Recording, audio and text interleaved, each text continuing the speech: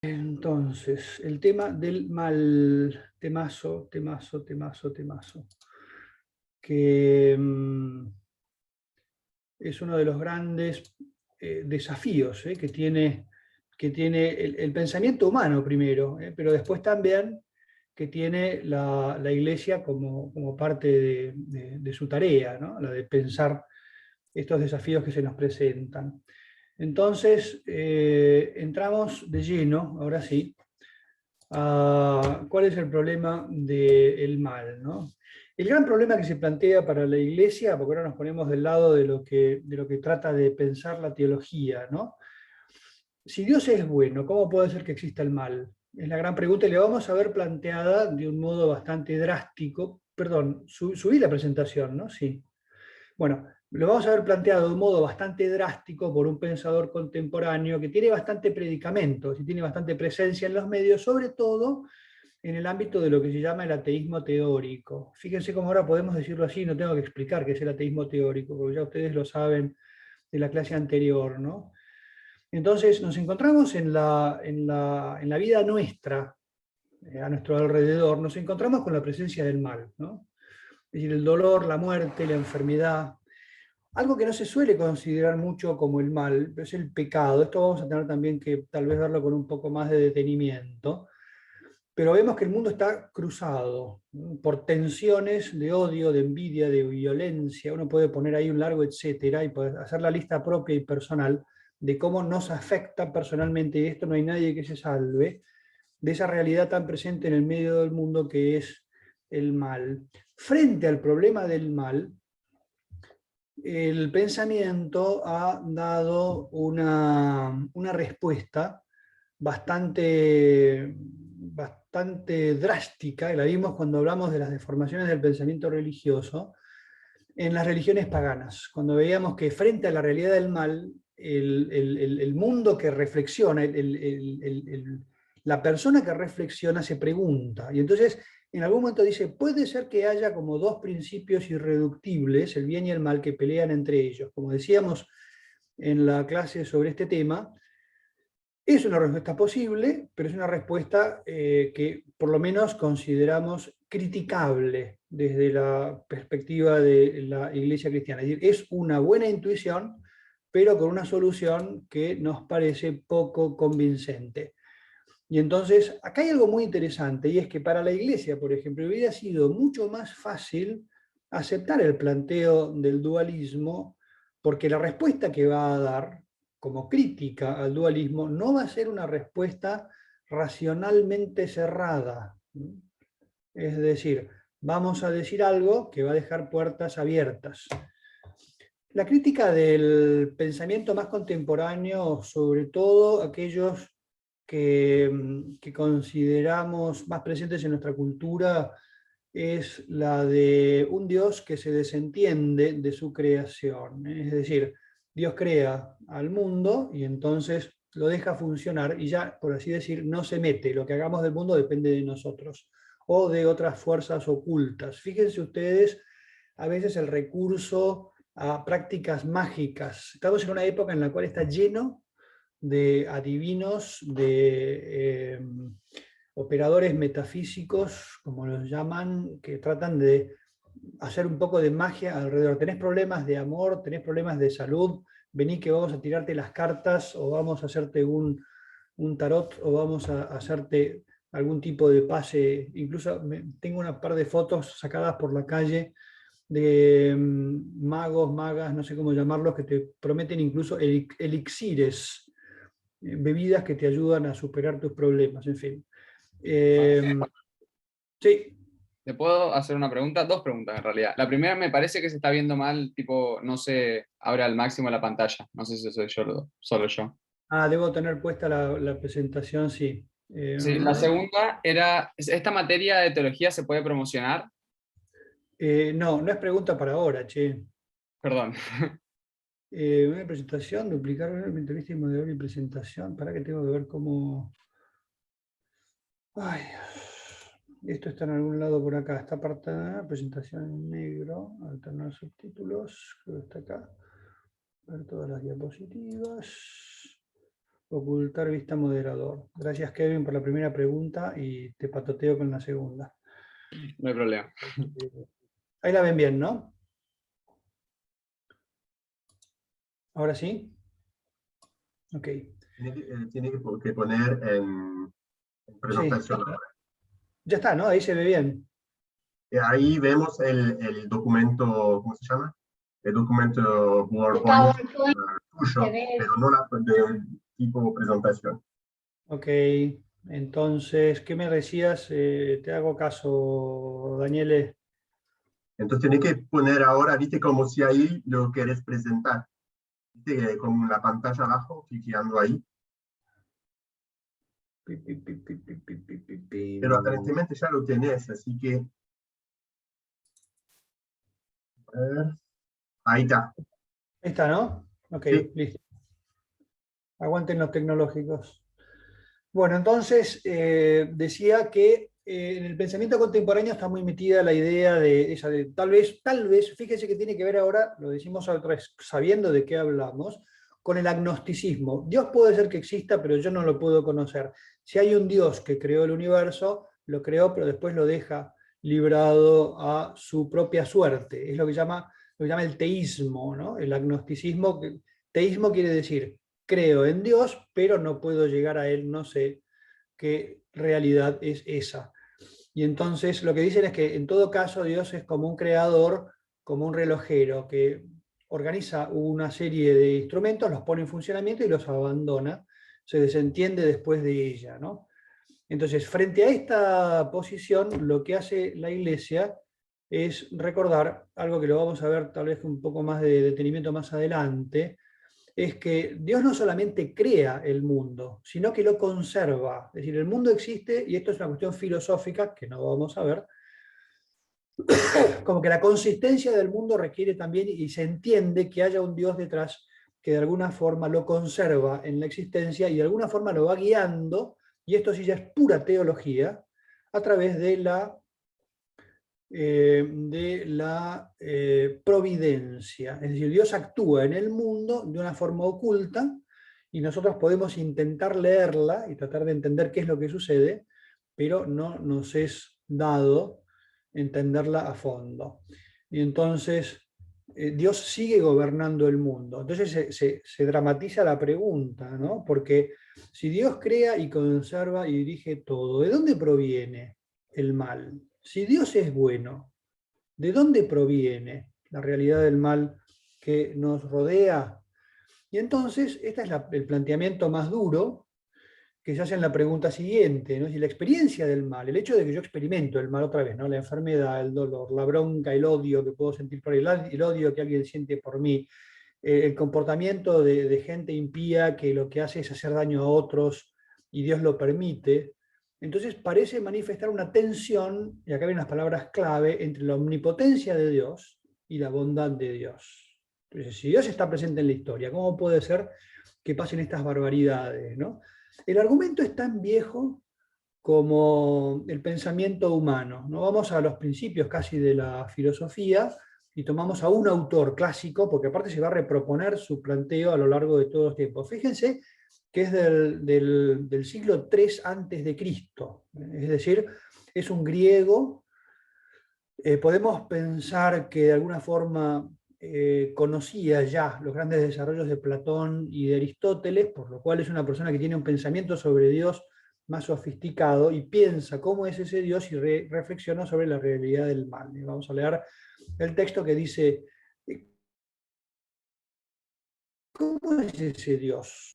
Dios quiere prevenir el mal, pero no es capaz, como si decíamos los dualistas, ¿no? Hay un principio negativo sobre el que Dios no tiene control. Entonces no es omnipotente. Segunda, es capaz, pero no desea hacerlo. Entonces es un Dios malévolo, porque no permite que el hombre pueda florecer en la felicidad, sino que permite que esté el mal. ¿Es capaz y desea hacerlo? Y entonces se ve que no lo ha logrado. ¿De dónde surge entonces el mal? Es que no es capaz ni desea hacerlo, entonces ¿por qué llamarlo Dios? Son como razonamientos, como silogismos en los cuales queda en evidencia que ahí hay un problema que tenemos que resolver. y que está planteado en términos bastante duros para aquellos que creemos en un Dios bueno. Vamos a un autor contemporáneo que se llama Sam Harris, que es uno de los promotores de un movimiento bastante cercano del ateísmo mundial, que en los últimos 6-7 años se propuso hacer un planteo drástico del Dios de los cristianos, sobre todo porque es el que más presencia tiene de una forma coherente, y entonces plantea la pregunta, yo creo que es una de las más duras que se le puede hacer al pensamiento cristiano.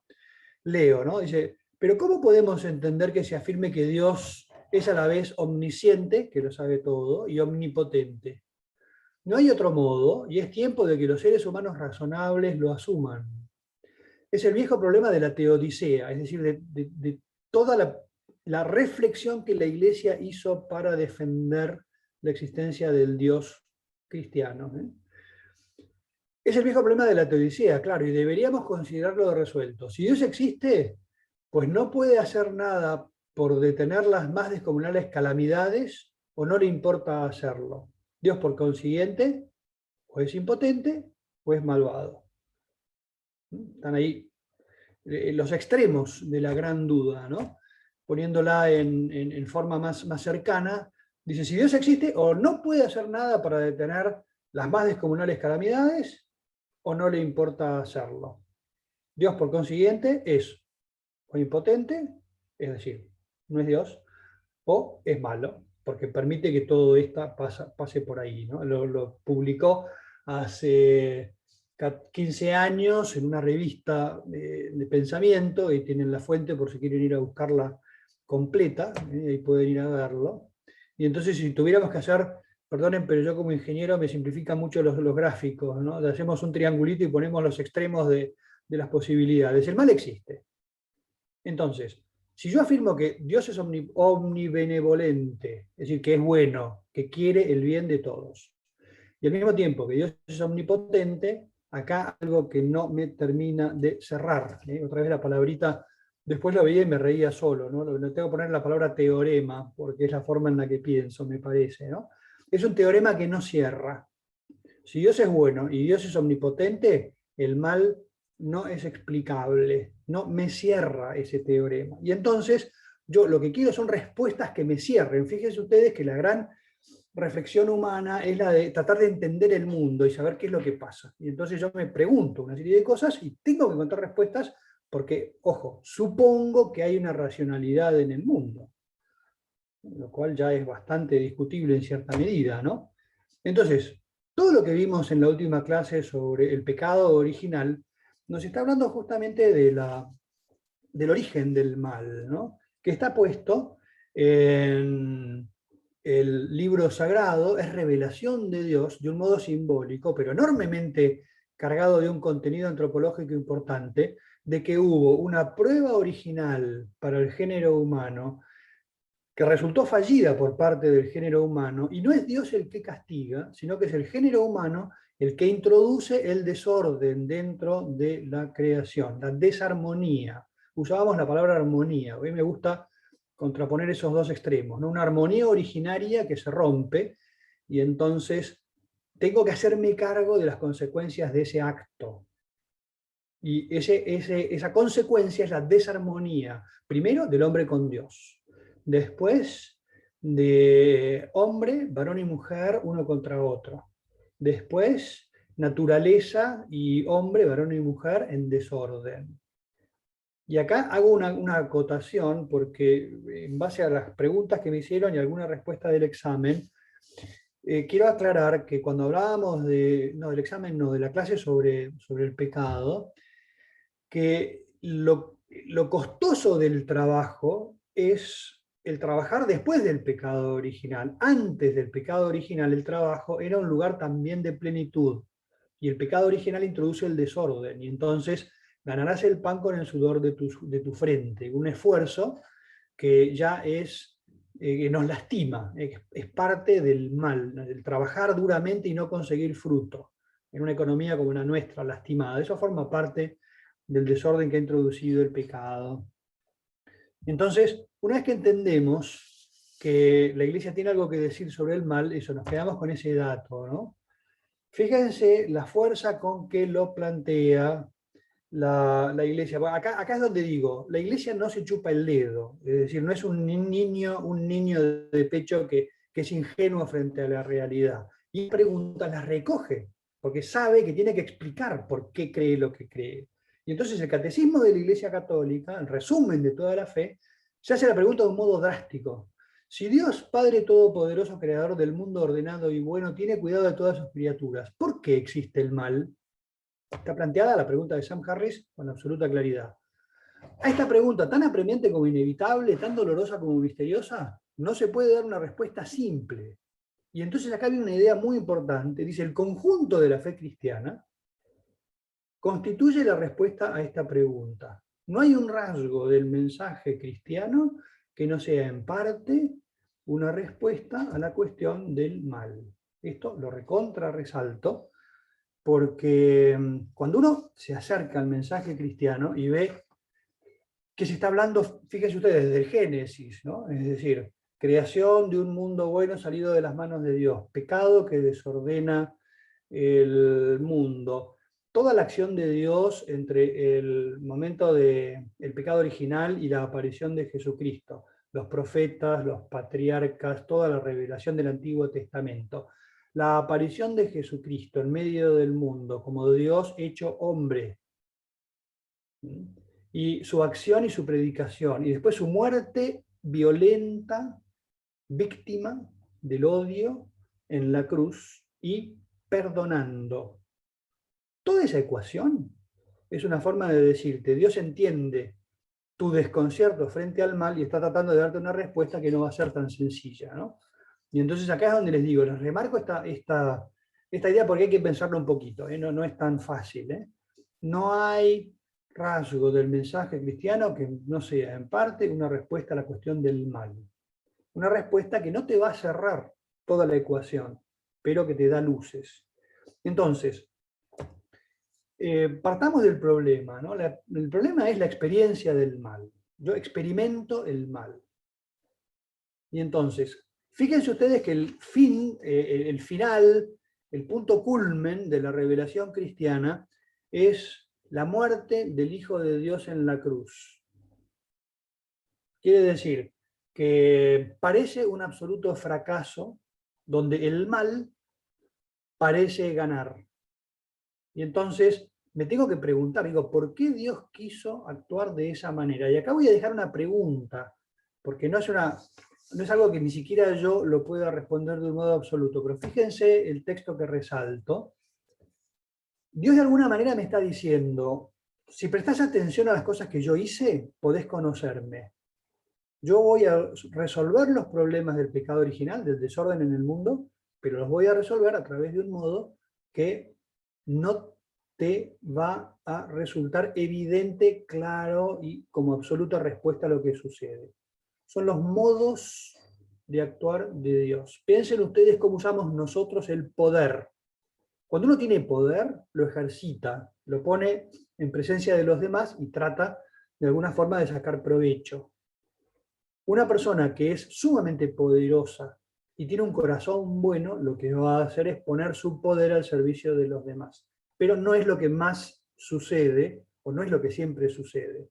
Dios me dice, yo tengo todo el poder, pero lo que te voy a mostrar es un camino paradójico, de alguna manera.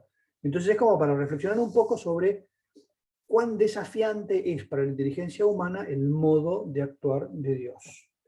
Entonces, los primeros cristianos cuando predicaban a Jesucristo, por ejemplo, lo hacían con una franqueza y con una apertura enormes, pero se encontraban también con que tenían que decir que el Dios omnipotente en el que ellos creían había muerto en la cruz.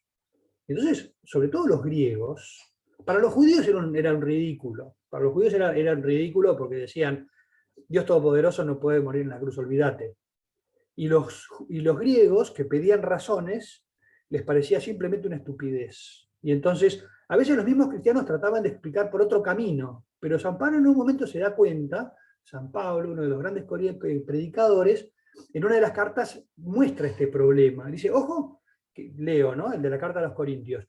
Mientras los judíos piden milagros y los griegos van en busca de sabiduría, nosotros en cambio predicamos un Cristo crucificado, escándalo para los judíos, locura para los paganos, pero fuerza y sabiduría de Dios para todos. Está diciéndote, te desafío a ver si sos capaz de pensar esto, ¿no? Si sos capaz de ver en la cruz algo que se te escapa si lo ves simplemente con criterios puramente humanos. Acá Dios te va a desafiar a dar un salto de pensamiento para tratar de entender algo que te está diciendo.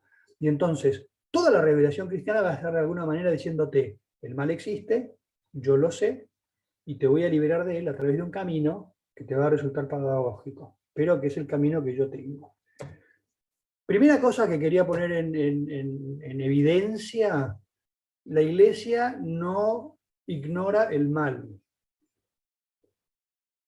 La Iglesia no niega el mal. Hay gente por ahí que dice, no, pues está todo bien, si en el fondo el mundo es lindo. Yo te digo, mira, el mundo no es lindo. El mundo está lleno de problemas. Bueno, pero sos un pesimista, cura, vos, no sé qué. No, el mundo es un lío. Bueno, pero que tiene que haber desequilibrios y entonces la muerte de un ser, el nacimiento de otra naturaleza, todo lo que quieras. Pero el corazón humano experimenta una realidad que le parece chocante y esa la llamamos el mal, justamente. No lo niega, no lo banaliza, no lo resuelve, no lo elimina, no lo mitiga. Pero me dice, Dios lo que hace, y acá viene la clave de todo lo que vamos a decir después, Dios a ese mal que sabe presente en el mundo, lo comparte. Dios comparte el mal con nosotros. Y entonces la Iglesia después dice, bueno, tratemos de acompañar el mal y de compartirlo. Con la humanidad aceptamos la existencia del mal, lo vivimos en nuestra carne y nos damos cuenta de qué es lo que ha hecho Dios. Dios en Jesucristo en la cruz lo que hace es compartir el dolor con nosotros, aceptar el dolor con nosotros, lo vive en su carne, es decir, que Dios se une a nosotros en ese dolor. Acá nos estamos yendo a un tema que lo va a encarar el Concilio Vaticano II. Es muy importante, me encantó, por ejemplo, muchos de los que hablaron de Durkheim recuerdan que lo sitúan, yo no sé si lo habíamos visto también, pero me encantó verlo, puede ser que tuviera un texto paralelo, pero Durkheim reflexiona sobre Dios en un contexto de la Primera Guerra Mundial, en la que ve el desastre que es capaz de hacer el hombre, y desanimado frente a la idea de Dios, trata de darle a la religión una explicación sociológica.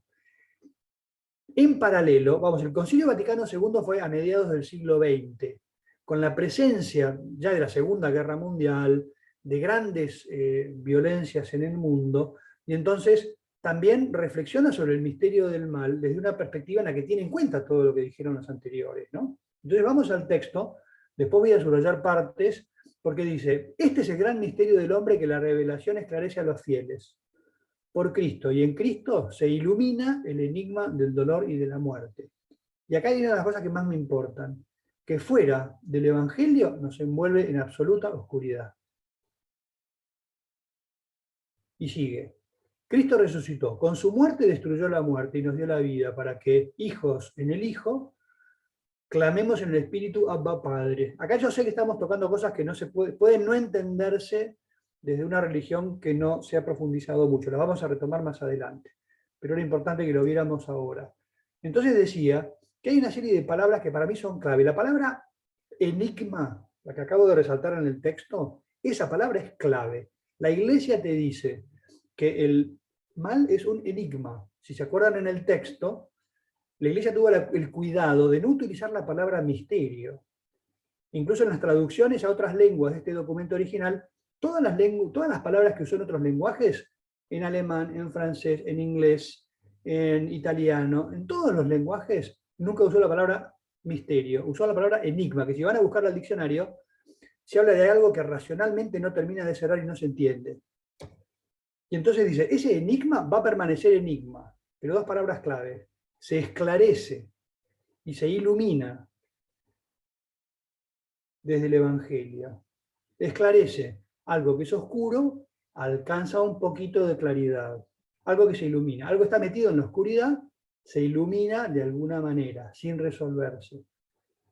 Ahora, lo que a mí más particularmente me golpeó, meditando sobre este tema y estudiando sobre este tema, es lo que dice después. Dice, fuera del Evangelio, el problema del mal nos envuelve en absoluta oscuridad. Es decir, no hay ninguna solución al problema, no hay ninguna palabra que ilumine fuera del Evangelio. Y acá, perdonen que lo diga así de un modo un poco patotero, casi que los desafío a que si alguien encuentra una pregunta me la pase, porque frente al problema del mal nos quedamos como diciendo, bueno, ok, lo bancamos, nos esperamos el mal. Me acuerdo en una clase, creo que fue en medicina o en comunicación, hablando de esto decía alguien, ¿no? Bueno, el mundo está hecho de equilibrios y entonces si uno piensa en el sucederse de la vida, en la evolución, el pensamiento oriental que habla de equilibrios, del yin y el yang, ¿no? El positivo negativo, y entonces me permite entender que hay cosas que van bien, cosas que van mal. La respuesta es muy linda, muy poética y una fuerte carga simbólica, pero no me resuelve el problema. Me sigue chocando el hecho de que yo tenga que sufrir una enfermedad, de que un inocente sufra, por ejemplo, la muerte de un niño. Entonces, frente a esas realidades, las explicaciones banales pierden sentido, pierden consistencia. Y entonces, resalto esto, ¿no? Lo de decir, hay algo que no se comprende, que es un enigma, que se esclarece y se ilumina de alguna manera, pero no termina de ser resuelto definitivamente. ¿Qué es lo que me dice Dios cuando me muestra a su Hijo en la cruz? Y acá viene como la clave de vuelta de todo el razonamiento, ¿no? Me gusta pensarlo en términos de Dios que escucha la queja del hombre, ¿no? El hombre frente al dolor se revela, y entonces le grita a Dios su pregunta, ¿por qué el mal? Y entonces lo pongo evidentemente es un coloquial que Dios me podría decir. Me dice, no me grites, como si yo no entendiera lo que estás viviendo. Lo entiendo perfectamente porque lo viví a tu lado. Yo sé lo que es el dolor. Acepto tu rebelión, pero acá te pido confianza. El mal no gana, pero va a ganar el bien a mi modo. Entonces te muestra la cruz y te dice, acá te pido algo, ya los que vieron la presentación hay una palabra que es clave. Dios me escucha mis gritos, escucha mi desafío y me dice, calma, no me leves la voz porque me estás ninguneando. Es como a veces como uno puede pensar, un chiquito que se pone, acá los que son padres, madres, cuando el chiquito se pone frente a, desafía, ¿no? La sabiduría o el amor materno-paterno, y entonces reclama una serie y uno dice, bueno, no lo vas a entender por ahora, como si fueras un niño, todavía no podés entenderlo. Y esto es una de las cosas que yo creo que son más chocantes para la cultura de hoy, que Dios me diga que no puedo entender algo, porque me revelo desde mi inteligencia humana, que se cree omnipotente, por no tener una respuesta. Y Dios me dice, no sos omnipotente. Este tema no te lo voy a resolver. ¿Dónde está la presencia del mal? Podemos ver en el Evangelio por todos lados, ¿no? Otra vez, el problema de la cruz es que Dios me dice palabras que son sumamente paradójicas, ¿no? El que quiere seguirme, que tome su cruz cada día y me siga. Y entonces lo que me dice es, si vos mirás a la cruz, por lo menos te vas a dar cuenta de que Dios sabe lo que vos estás viviendo cuando estás pasando por un momento de dolor. ¿Te traicionaron? Miró a Jesús en la cruz y vas a recordar que lo traicionaron sus amigos. Un amigo suyo lo vendió. Pensá que Dios Todopoderoso hubiera podido devolver golpe por golpe a cada uno de los que lo hirieron, pero Dios Todopoderoso se queda callado y sufre, asume el dolor. Y lo está viviendo con nosotros. No hay dolor en el mundo que no pueda ponerse al lado de la cruz. Eso es lo que me está diciendo Dios a través de la cruz. Y entonces, como lo más desafiante, ¿no? La cruz para los cristianos va a ser la salvación, y eso lo vemos todos los cristianos. Insisto que no vamos a tener que retomarlo al final, pero lo estoy adelantando ahora. Dios nos redime del pecado a través del dolor, punto. Y ahí habría que decir, a ver cómo se entiende esto. Y si la salvación me viene a través de la cruz y yo veo a un tipo muerto por el odio clavado en la cruz, a ver cómo me cierra, ¿no? Cerrar no me cierra. ¿Cuál es el mensaje importante de la cruz? ¿El sufrimiento de Jesús? No. Lo más importante no es el dolor, sino el amor que hay detrás de ese dolor. Porque Dios acepta que lo maten los culpables, siendo Él inocente, perdonando. Es la muerte de Dios Todopoderoso en silencio, aceptando todas las humillaciones y todo el dolor posible mientras perdona el que me rompe la racionalidad propia del dolor como lo vivimos los hombres, varones y mujeres, ¿no? Ante la humillación, yo respondo defendiéndome o atacando al contrincante. Lo que hace Dios es asumir la ofensa y quedarse callado y decir, te perdono por amor, quiero que veas hasta qué punto soy capaz de bancarme tus humillaciones. Entonces eso me queda como un enigma. Y de un modo muy misterioso también la iglesia se da cuenta, el cristiano se da cuenta de que yo puedo unir mi dolor al dolor de Jesús en la cruz. Es una práctica que todos los que vengan de una tradición cristiana más o menos lo pueden entender, ¿no? Yo mis dolores los pongo a los pies de la cruz de Jesús y digo, bueno, vos pasaste por una parecida a mí, entonces te pido que me ayudes porque yo no sé llevarlo solo. Y entonces, ante la realidad del mal, ¿qué es lo que me propone el cristianismo? Contemplar a Jesús. Aceptar no entender. Esto es lo que más nos cuesta, me parece. Acompañarlo en su dolor mientras yo vivo mi propio dolor.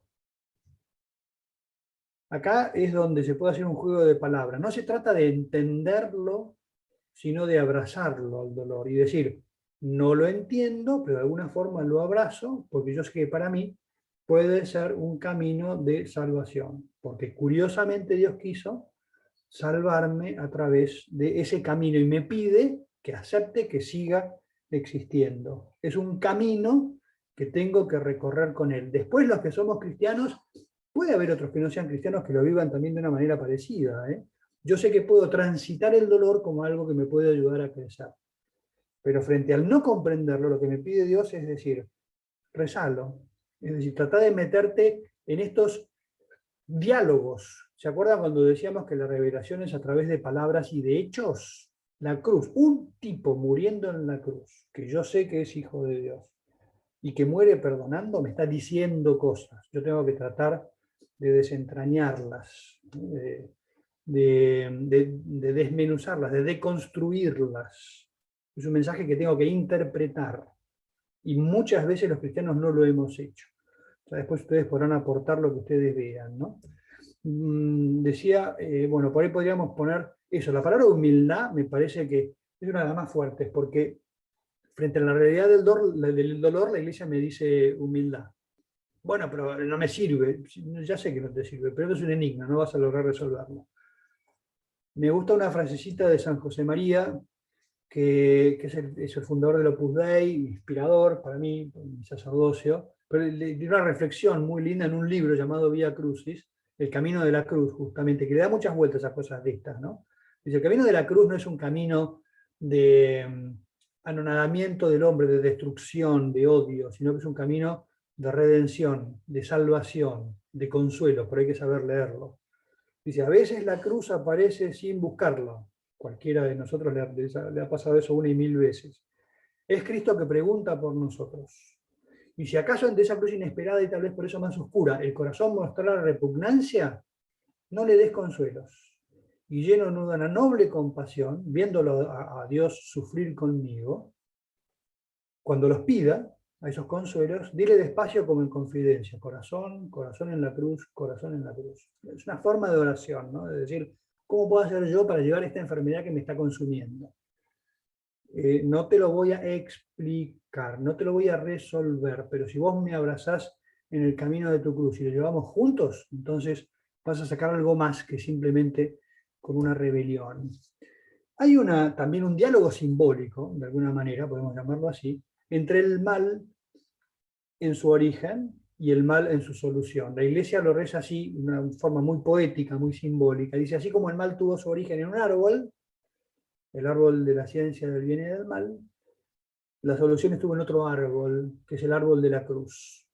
Lo considera un árbol como un trozo de madera clavado en tierra con ramas, la cruz como un símbolo del árbol, ¿no? Y así como el pecado fue, y lo veíamos en la clase del pecado original, el contenido original del pecado es la soberbia, el contenido de la redención es la humildad, el amor por humildad. Odio y ambición, odio y soberbia, te respondo con amor y con humildad.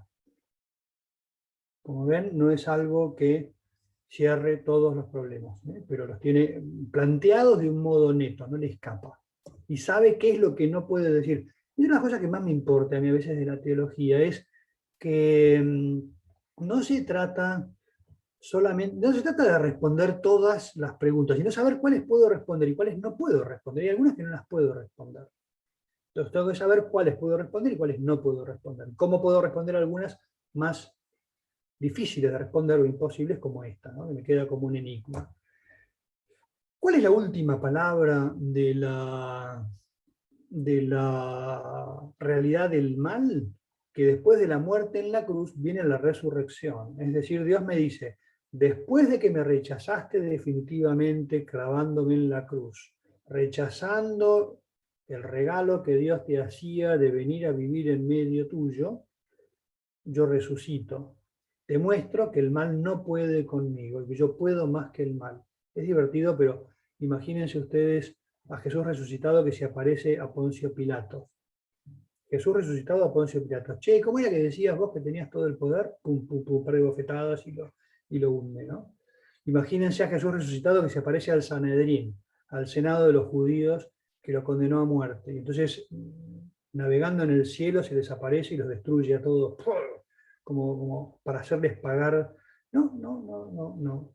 Dios cómo actúa. En silencio, resucita, se va apareciendo a algunos e invita a que todos recorran un camino que no es sencillo.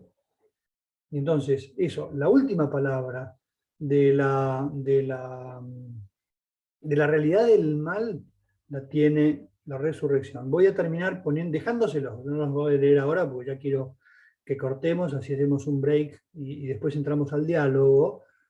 Textos finales de la Biblia, ¿no? La Biblia termina en el capítulo 22 del libro del Apocalipsis. Entonces ahí me habla de un mundo en el que no va a haber mal. Y lo hace también a través de imágenes simbólicas, ¿no? Vamos a ir leyéndolas despacito. Lo que ve Juan, que es el autor del Apocalipsis, es una ciudad nueva, la Nueva Jerusalén, así la llama, que es el mundo, la vida que vamos a tener después de esta vida, ¿no? Entonces dice, vi un cielo nuevo y una tierra nueva, vi la ciudad santa, la Nueva Jerusalén que descendía del cielo y que venía de Dios, como un regalo de parte de Dios. Y hay una voz potente que decía, esta es la morada de Dios entre los hombres. Él habitará entre ellos. Ellos serán su pueblo y el mismo Dios estará con ellos. Imágenes del dolor, fíjense ustedes. Él secará todas sus lágrimas. Y no habrá más muerte, ni pena, ni queja, ni dolor, porque todo lo de antes pasó. Y el que estaba sentado en el trono dijo, yo hago nuevas todas las cosas. Y le pide a Juan que escriba esas palabras. Y entonces terminamos con los últimos párrafos del libro del Apocalipsis, donde dice, después el ángel, otra vez, fíjense ustedes en la imagen del paraíso terrenal, ¿no? Cuando entramos, era un lugar paradisíaco, con un río, con una fuente, cuatro brazos de un río que fecundaban todo el lugar del paraíso, aquel lugar del pecado. Fíjense la imagen. Dice, después el ángel me mostró un río de agua de vida, claro como el cristal, que brotaba del trono de Dios y del Cordero, en medio de la plaza de la ciudad. A ambos lados del río había árboles de vida que fructificaban 12 veces al año, una vez por mes, y sus hojas servían para curar a los pueblos, y no había allí maldición alguna. El trono de Dios y del Cordero está en la ciudad, y sus servidores lo adorarán. Ellos contemplarán su rostro y llevarán su nombre en la frente. Otras imágenes sobre la noche y la oscuridad, ¿no? Y el dolor. Tampoco existirá la noche, ni les hará falta la luz de las lámparas, ni la luz del sol, porque el Señor Dios los iluminará a ellos, y ellos reinarán por los siglos de los siglos. Entonces, esa es la manera en la que la Iglesia me dice, frente al problema del mal, no tengo otra solución que la humildad. Ahora, nada me prohíbe seguir comprometiéndome en la investigación, en el estudio. No sé, yo por ejemplo sigo leyendo autores que hablan del mal y sigo viendo a ver cómo tratan de encararlo. Y cada uno tiene su manera. Pero también lo trato de pensar desde otra perspectiva, de lo que Dios me dice y tratar de meditarlo y tratar de darle vueltas, y eso lo hago en contemplación, en oración, intentar darle vueltas, porque Dios me ha dicho, o la Iglesia me ha dicho, que no voy a encontrar muchos caminos aparte. Bueno, pero la iglesia no quiere que pienses. No, la iglesia quiere que pienses. Ahora, el hecho de que la iglesia haya dicho eso no es una declaración dogmática, por ejemplo, ¿no? Pero es una forma de decir, mira, piensen ustedes en el evento histórico del Concilio Vaticano II. 3.000 obispos de todo el mundo, con teólogos, filósofos, psicólogos, sociólogos como expertos alrededor, pensando sobre este tema. Durante 4 años, 5 años, lo único que puedo decir es enigma. Acá me encanta una frasecita italiana que dice que la montaña ha partorito un topolino. Es un juego de palabras, es un gran terremoto en una montaña y de repente se parte la tierra y sale un ratoncito, sale diciendo demasiada poca producción para tanto lío, ¿no? Pero bueno, la iglesia me dice, esto es lo que llegamos nosotros, si vos podés llegar algo más, tenés la puerta abierta, ¿no? Lo último va a ser eso, una nueva Jerusalén que me queda como misterio y me queda como promesa. Termino acá y si les parece, por ahí una respuesta rápida para tirar ahora, pero si no, mejor hagamos así. Cortamos y ustedes pueden tomar sus notitas, nos vemos en 10 minutos y abrimos al diálogo con lo que a ustedes se les ocurra. ¿Ok? Nos vemos entonces a las 12:10. Yo mientras abro el chat para ver si hay algo. Qué buena pregunta, Ana. Tenés que hacerla en público. La cierro y hacerla en público y después lo vemos. Nos vemos en 10 minutos. Buenísimo. Lo que voy a hacer también es pausar la grabación. Si después me recuerdan, la retomamos, porque si no me olvido.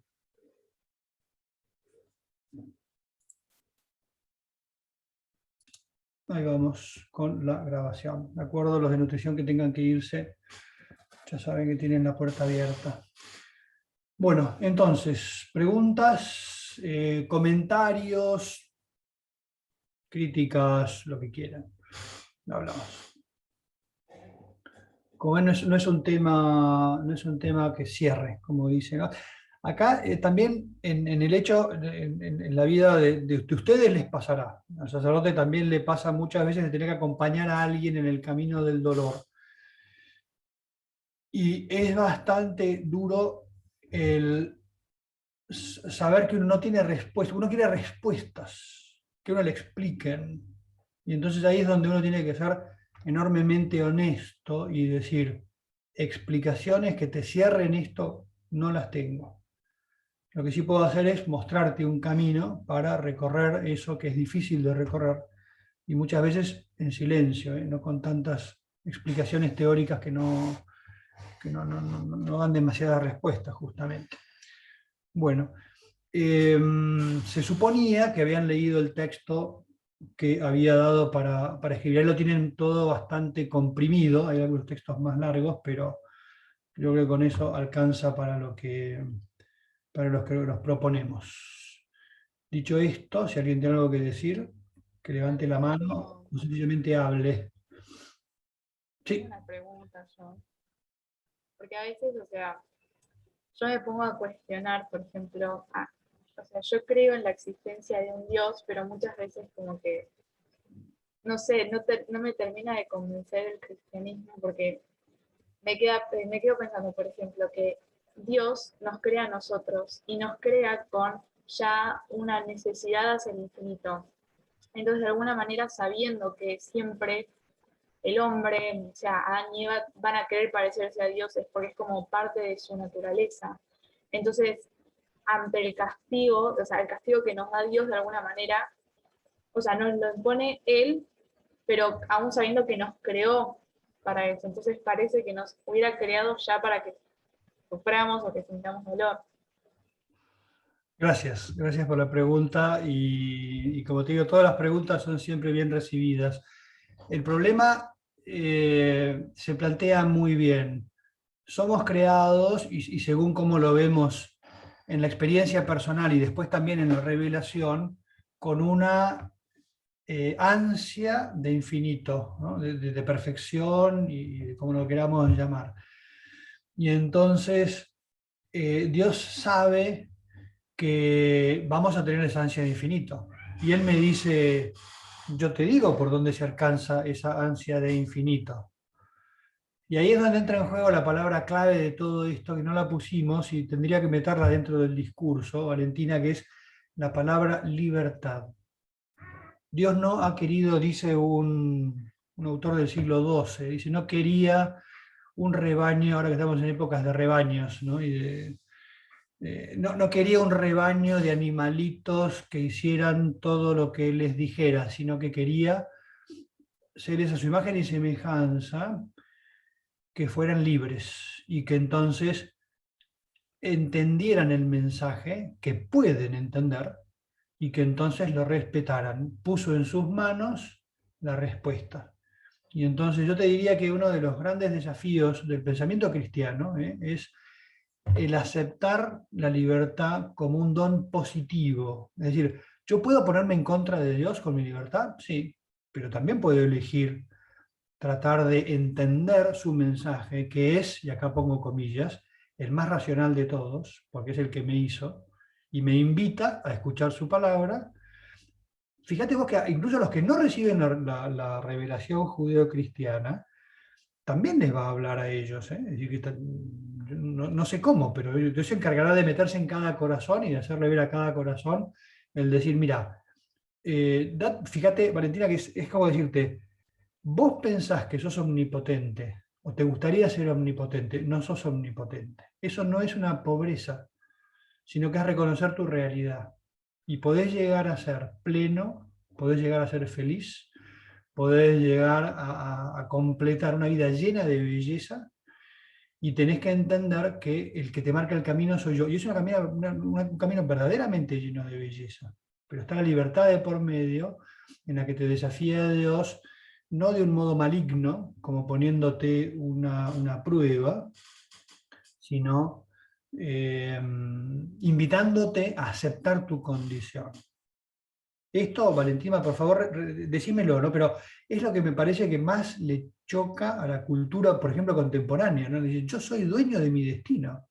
Y Dios te dice, sí, sos dueño de tu destino, pero tenés que reconocer de que no sos dueño de todo, porque vas a elegir cosas, pero tenés que darte cuenta de que las cosas que elijas van a ir marcando tu futuro. Si yo quiero, por ejemplo, darme a la bebida porque me encanta el vodka, me encanta el ron, me encanta todo eso, te dicen, mira, por ahí no te conviene, porque además los médicos te van a decir que hay una cosa que se llama cirrosis.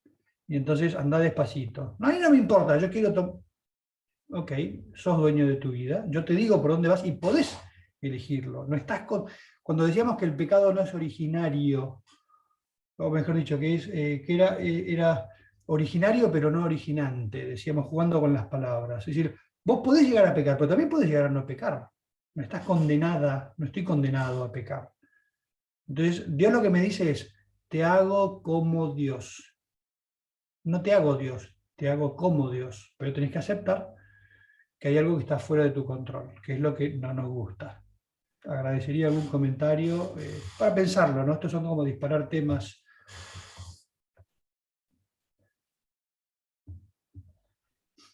Claro, o sea, lo único que yo después, o sea, entiendo el tema de la libertad y claro, o sea, ahí me queda más claro por qué, digamos, podemos elegir o seguir a Dios o no.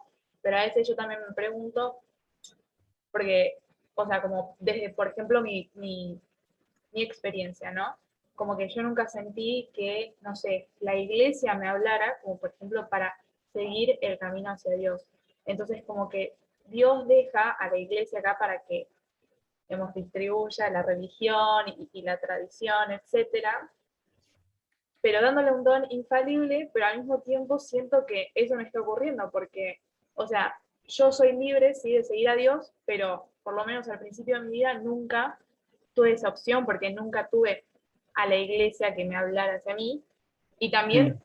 bueno, por ahí como que voy a decir algo medio, eh, no, no sé, o sea, con muchos comentarios que hace, no sé, el Papa o distintas digamos, personas así representantes de la iglesia, como que se alejan de ella, entonces yo digo, no soy del todo libre para seguir a Dios, porque la iglesia que se supone que es infalible no lo está haciendo.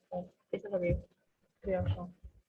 Sí, el tema de la infalibilidad de la Iglesia hay que entenderlo. La Iglesia está constituida por personas y las personas, como muestra la historia de toda la Iglesia, son personas falibles. Pero aún así Dios se asegura de que el mensaje siga a través de los tiempos. Ha habido papas que han hecho cosas contra la Iglesia y contra la fe, pero nunca han hecho, nunca han, por así decir, lastimado el dogma, el corazón de la enseñanza. Y entonces, vos fíjate que uno dice, bueno, yo no conocí la Iglesia, la conocí el año pasado, y entonces, ¿perdí todo el tiempo anterior? No, porque el tiempo anterior es un diálogo de esa persona con su corazón, en la que Dios le va diciendo de maneras infinitas que yo no conozco, qué es lo bueno, qué es lo malo, cómo puede ser mejor, cómo puedo ayudar a otros.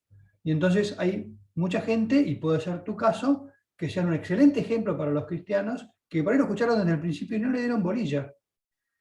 Entonces la Iglesia está muy abierta, como vemos, a otros caminos por los que Dios los lleve, por lo cual eso le pasó un poco a San Agustín, ¿no? San Agustín, que era un gran buscador, él dice que se convierte de grande, muy de grande, y entonces él dice, ¿cómo no me di cuenta antes? Pero en vez de echarse, por así decir, echarle la culpa a Dios de que no apareció antes, le dice, no, es que me venías hablando de hace tiempo. Ahora veo tal vez un poco más de marco de referencia, escucho la revelación de los profetas, escucho la revelación de Jesucristo, y entonces se me cierra un poco más.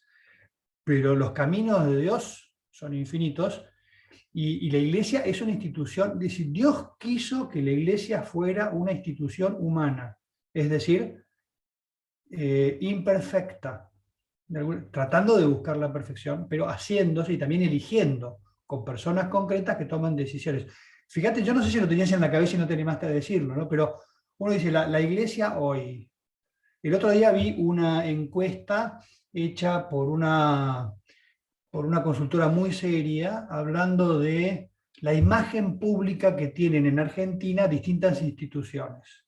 Y entonces ponía a los políticos, ponía a los hospitales, ponía, qué sé yo, toda una serie de cosas. Siempre la Iglesia en esos rankings aparecía muy alto.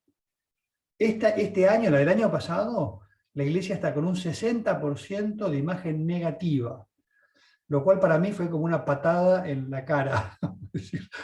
¿Qué hemos hecho para merecerlo? Y uno dice, hemos hecho mucho para merecerlo. Pues está todo el tema de los abusos, está todo el tema el Papa en Argentina tiene una de las imágenes más bajas del planeta. En el resto del planeta lo aman y nosotros, como es nuestro, le pegamos como le pegamos a todo el mundo. A veces lo entendemos, a veces lo malentendemos, y después hay que dejarlo ser como él es. Tiene una forma de ser muy linda, para mí muy rica, para mí muy necesaria para la Iglesia de hoy, pero yo te cuento en secreto que el 75% de mi tiempo en la Universidad Austral es defender al Papa, por ejemplo, defender su agenda, porque no terminan de entenderlo, en mi opinión. Entonces, Dios deja, y acá la palabra es clave, deja mediaciones humanas.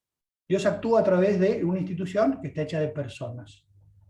Y entonces, en distintos momentos ha tenido distinto comportamiento. Hay habido épocas de mucho ruido y otras épocas de más armonía. Hoy nos toca asumir que tenemos que, por así decir, ayudar a limpiar el rostro de la Iglesia para que pueda ser un mensaje más comprensible de todo este mensaje que tenemos. Pero, de todos modos, quédate con el desafío de decir, lo que yo querría que me respondieran de un modo neto, no termina de convencerme. Y yo te digo, a mí tampoco me termina de convencer. Yo frente al dolor lo siento como un enigma. María, que tiene la mano levantada. Sí, yo, hola. Primero, Valentina, llegó tu hora, ¿eh? Porque ahora no vas a poder decir que la Iglesia no hizo nada por pasarte mensaje, ni nada. Ahora arreglate. Segundo, que nada, yo hace un tiempo te había hecho la pregunta, Manuel, ¿por qué? ¿Te acordás? Efectivamente, te dije que esperaras un poquito. Sí, desde ese momento estoy como que me da vueltas la cabeza. Sí. Y nada, quería compartir lo que había estado elaborando en mi cabeza, y una es que a mí no me cierra todavía, o sea, toda la explicación que diste de la salvación y del dolor y de la cruz, todo eso, nada, lo tengo en mi corazón porque soy cristiana, pero como no me da respuesta. Y lo que fui pensando es que en la creación se me ocurría que, esto parece que fuera de lo del yin y el yang, pero según lo que estoy aprendiendo en química, hay fuerzas positivas y negativas que son necesarias para conformar una materia. Entonces, como que me imaginaba que estas fuerzas positivas y negativas están en todos lados y están en todos, o sea, es parte de lo que significa existir. Eso por un lado. Entonces, por otro lado, pensaba que cuando Dios crea al hombre, según el relato del Génesis, lo invita a co-crear, porque lo invita a participar activamente en esa creación. Le dice que ponga nombre a las cosas creadas, que trabaje en la tierra, que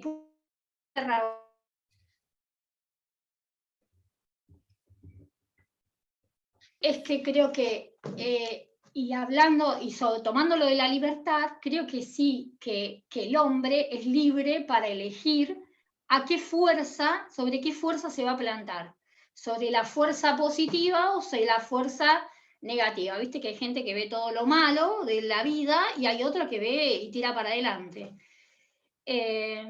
Entonces, bueno, a ver, un poco como lo que anoté es que el ser humano está llamado a la armonía, al equilibrio como criatura de Dios, ¿no? Dios no va a crear nada mal, digamos, y está invitado y creado para vivir en la presencia de ese Dios. O sea, Dios lo que quería es que el hombre viviera en el paraíso, siempre.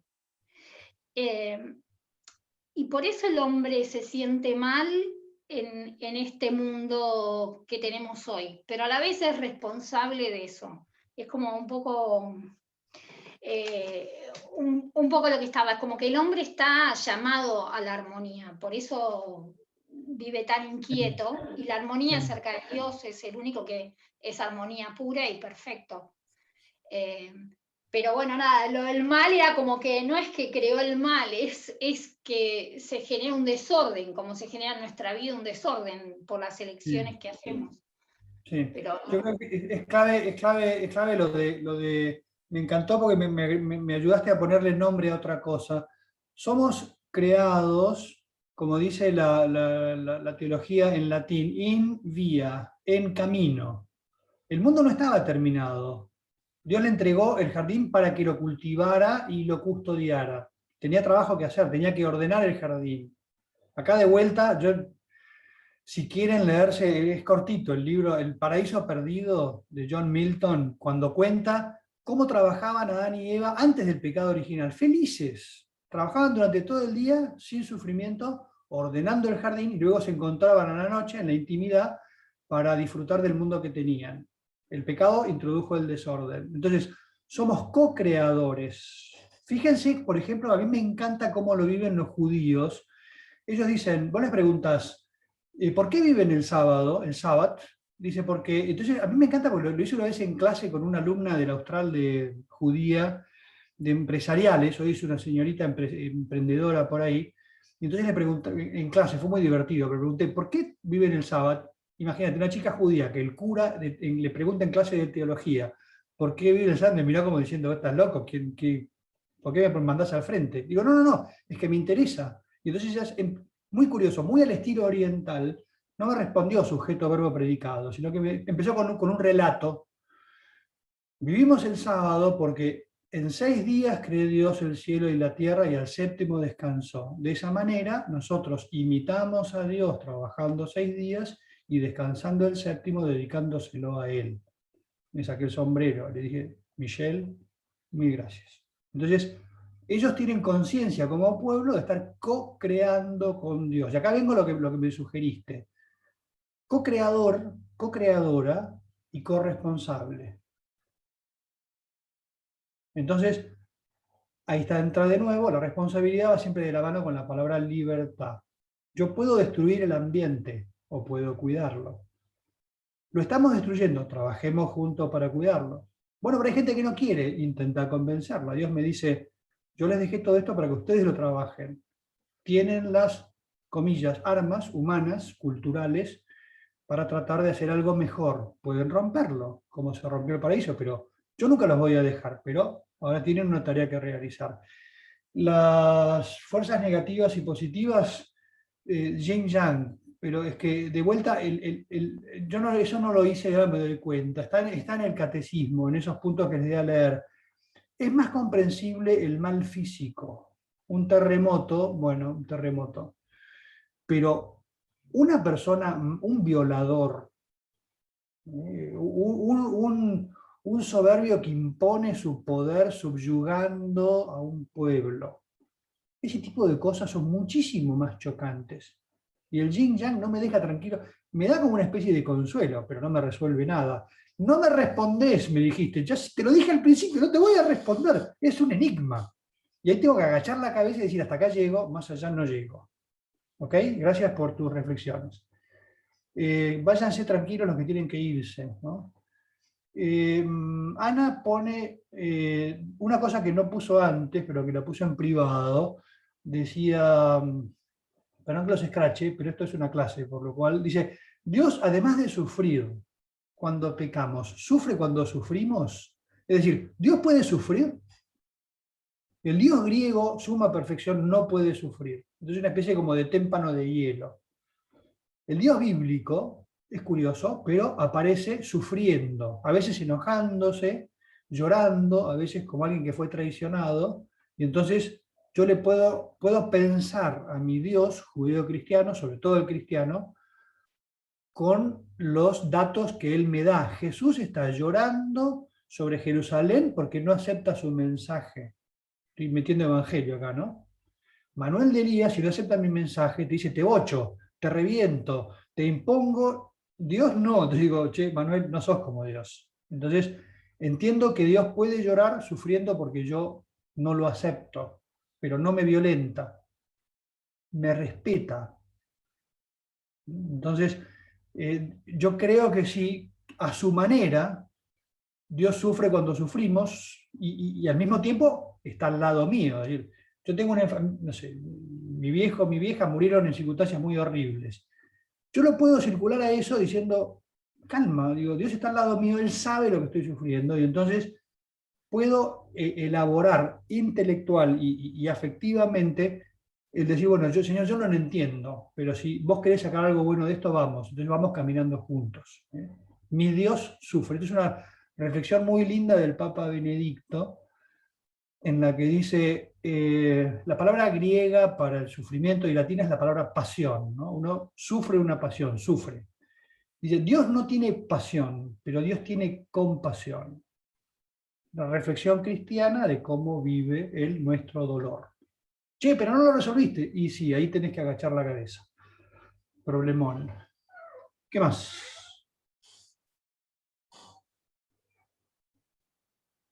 En el texto, por ejemplo, se habla de la reflexión que hace una rama del pensamiento contemporáneo que es el existencialismo. Y cito a un autor en concreto. ¿Quién se anima que haya leído el texto? Podría preguntar yo, ¿no? Irme al abrir pantallas y ¿qué dice tal autor sobre este tema?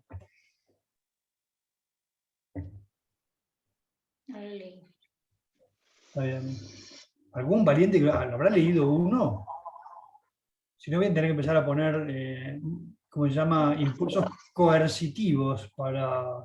Por ejemplo, lo adelanto, ¿no? Presten atención porque voy a preguntar después, y ahora sí, me voy... Claro, son pocos los que quedan, ¿no? Con muchas pantallas apagadas. Pero podrías preguntarle a Julie, o a Clara, o a Rosario, o a Delfina, o a cualquiera. La filosofía contemporánea, hay una rama muy fuerte de la filosofía contemporánea que es el existencialismo. Y entonces tiene una fuerte conciencia del mal en el mundo y una fuerte conciencia de la libertad. Y entonces, frente a esa realidad, lo que hacen es decir, me gustaría entender el problema del mal. Como no lo logran, dicen, ok, no me hago más preguntas, porque hay preguntas que yo no tengo que hacerle a la realidad. Por ejemplo, ¿por qué el mal? Y entonces ellos lo asumen así, yo veo la realidad como absurda. Como preguntaba Valentina antes, para estos autores el ansia de infinito que tiene en el corazón es un absurdo, porque nunca va a encontrar satisfacción. Hay un gran autor que me gusta mucho, a pesar de que no es cristiano, aunque tiene muchos valores cristianos en su vida, que es el que cito en ese artículo, que se llama Albert Camus, que él dice, el mundo es horrible porque está lleno de mal, pero aún así es lo suficientemente bello como para que yo pueda disfrutarlo. Y entonces lo que hago es aceptarlo como es y vivirlo como es. Y no se hacen más preguntas. Este autor tiene, fíjense, es bastante potente, y van a ver que se va a dar un poco de vértigo, ¿no? Pero es un tipo, eso, muy sensible a los problemas del mundo y a la belleza del mundo al mismo tiempo. Y él dice, la pregunta principal, agárrense, ¿eh? La pregunta principal de la filosofía es, ¿por qué no suicidarme? ¿Qué tal? Como si la vida es un absurdo, si este mundo es un absurdo, ¿por qué no suicidarme? Y él responde de una forma muy linda, porque dice, este mundo tiene belleza, este mundo tiene belleza en el corazón del hombre, belleza en la naturaleza, belleza en la sociedad, también hay mal, pero es un mundo digno de ser vivido. Entonces, hace una propuesta de un humanismo no cristiano que es muy linda, para mí, muy sufrida, porque él no se anima a preguntarse por Dios. Bueno, ¿comentarios? ¿Qué tal la preguntita esa de por qué no suicidarme? Me hace acordar al Club de los Poetas Muertos, para los que vieron películas de canales retro, ¿no? Porque hay que ser capaces de ver la belleza que el mundo tiene con las contradicciones que tiene. Y yo, como cristiano, sé de dónde vienen las contradicciones, y entonces trato de vivirlas como puedo, ¿no? De entenderlas. Demasiado silencio. A veces, Me hago cargo de que están con exámenes. ¿Eh? ¿Qué quedan mañana? Que mañana tienen un parcial. ¿Qué tienen? Bioquímica. ah, bueno, nosotros tenemos práctico de anatomía, no llegamos, me tengo que ir ahora, me recopa la clase. En realidad, padre, hay mucho silencio porque es muy complejo. Sí, pero es justamente el momento de decir, bueno, alguna cosa que salió por ahí que me revienta, que no me gusta, que sí me dio luces, que me tranquiliza, o por lo menos, yo creo que acá la palabra clave para Inés y para todos es, el pensamiento cristiano respecto del dolor no es ingenuo, y te desafía casi como diciéndote, si vos encontrás otra solución, please, decímela, porque yo no la encuentro. Ahora, solución del problema no la tengo, pero tengo un camino que me permite recorrerlo con una luz que uno que no es cristiano no la tiene. Por eso que yo subrayaba con tanta fuerza esa frase de que fuera del Evangelio el dolor queda en la absoluta oscuridad. Es un bodrio. No sé cómo agarrarlo. Y el Evangelio lo que me dice es un bodrio, pero yo te digo no cómo resolverlo, sino cómo caminarlo. Y la palabra que más nos revienta es humildad, bancátelo. Que me digan a mí adulto, inteligente y formado, que todavía no lo podés entender porque lo vas a entender en la otra vida, me revienta. No sé, igual, yo creo que me parece que en general esperamos que la vida tenga una armonía y un caminar tan tranquilo que no existe. O sea, la misma vida de Jesús, o sea, la misma vida. Yo a veces digo, si el mismo Dios vino, le tocó a María un embarazo no planeado, a José una novia que le dice, el bebé que espero es del Espíritu Santo. soy Después, virgen.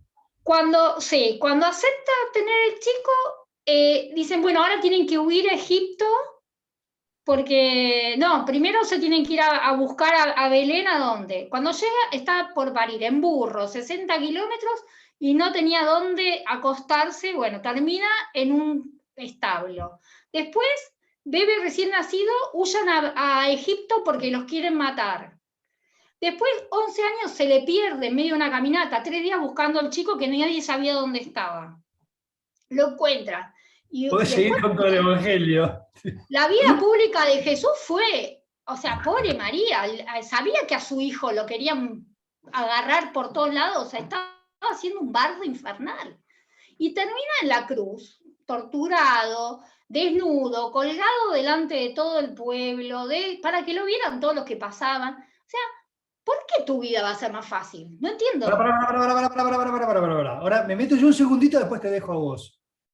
La alegría de un hijo, de poder acompañar a una mujer santa, el saber que con su trabajo podían sostenerse en Egipto o en la China, que mucha gente durante su vida pública lo escuchaba y lo escuchaba con amor y lo seguía y se iba acercando a él, que efectivamente lo traicionaron, pero que después los perdonó. Quiere decir que en el relato no es solamente puedo ponerle el acento a todo lo malo. En mi vida hoy hay yin y yang, si volvemos a lo de antes. Hay cosas buenas y hay cosas que están malas. Tengo que aprender a disfrutar de las buenas, a las malas las tengo que asumir, porque muchas de ellas yo las puedo corregir con mi libertad. Entonces, de acuerdo con tu meditación sobre, su reflexión sobre por qué tiene que ser mi vida mejor que la de Jesús, digo, va a ser distinta, pero hay belleza en esta vida, y ahí también me agarro de los autores no cristianos, ¿no? Es el argumento para cuando el que se queja de que todo le va mal, o sea, no hay, a ver, es la vida, es así, es el transitar tiene un poco de esto, pero tiene un montón de cosas buenísimas, como dijiste recién, y la verdad es que, o sea, nadie te dijo que vivir en la tierra iba a ser sin dolor ni sin nada, y que va a ser todo jauja. Pero es curioso que tengamos la aspiración de que la vida sea bella. Yo nunca voy a ver un mono apoyando así la cabeza y en la mano diciendo, ay, qué vida más complicada. El mono no se pone esos problemas, pero el hombre sí. Y entonces, frente al desequilibrio que nos rodea, vemos una vocación al equilibrio, al trabajo para el equilibrio, y después una realidad que es el mal, que me encantaría poder resolverla en este mundo. Hay una reflexión muy fuerte de dos filósofos marxistas, post-marxistas, se llaman Theodor Adorno y Horkheimer, que ellos dicen, son marxistas, por lo cual ellos dicen, somos materialistas y nuestra vocación es de transformar el mundo a través de la acción. Entonces, vamos a proponer la acción política para corregir el mundo. Pero en un momento dicen, después de todos sus estudios, dicen, este mundo no tiene solución. Hay que tratar de mejorarlo lo que se pueda. Como somos materialistas, no podemos pensar en otro mundo donde se encuentre la justicia. Y entonces, dialogando con ellos, el cardenal Ratzinger, el Papa Benedicto XVI, dice, esa aspiración de las almas, incluso paganas, de una armonía más allá, es la que va a haber en el próximo mundo. Los cristianos sí creemos en un mundo futuro, que va a ser todo belleza, toda alegría, toda armonía, pero que también hay que ganárselo trabajando acá, por las buenas, no en el sentido amenazante de decir, tenés cuidado porque te vas a perder el paraíso, vas a ir al infierno. No, es como decir, tengo una vocación profunda, fíjense ustedes, médicos, nutricionistas, van a dedicar toda su vida al servicio a los demás, es casi como hacerse cura, te van a volver loco. ¿Y por qué tenés ese impulso interior de decir, quiero ayudar? Porque tenemos un corazón bueno, dañado por el mal, pero hay mucha belleza por ello, que se debe trabajarla. Y el mensaje cristiano trata de eso, de aumentarla y de potenciarla, ¿no? No llego a clase. Andate, tranquila, te quedaste vos. Yo te di permiso para irte. Usas tu libertad. Tal cual, sos responsable. A ver, algún mensaje más, perdonen, a ver si... Ana también ponía lo de ahí, miramos hacia un mundo nuevo, donde hay un nuevo... Me gustó, Ana, lo que decías, pero tenés que ponerlo en público, no en secreto, en privado. Y uno dice, Dios creó al hombre, varón y mujer, Adán y Eva.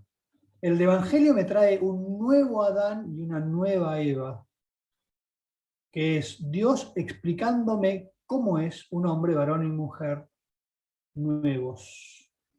Y acá no tienen que ver, no sé, el tema de la virginidad, por ejemplo, que no todos están llamados a la virginidad, hay una serie de cosas que no tienen que ver. Pero es como, otra vez, el juego simbólico, ¿no? Como, esto lo decía Rudolf Otto desde el principio, ¿no? El hombre trata de entender la realidad del más allá con un juego de símbolos, porque las palabras nos quedan chicas. Bueno, se van, váyanse tranquilos. Eso. Bueno. Listo. Si quieren cortamos, se van a almorzar tranquilos. Y después, como estas cosas pueden seguir saliendo, Inés, incluso si te ocurre alguna barbaridad que pensar o que preguntar, tomen nota, las hablamos más adelante. Todo esto sigue siempre abierto, no son, cada una de las bolillas no son un tema acabado y terminado, como pueden ver. Perfecto. Entonces, y nos vemos la próxima. Voy a poner un texto también para leer para la próxima clase, que puede ser un poquito más aburrido, pero bueno, tiene su interés. Bueno, ¿listo? Nos vemos, padre. Nos vemos. Muchas gracias. Tengan buena semana y suerte con los exámenes. Chao, gracias. Igualmente para vos. Gracias, chao. Gracias.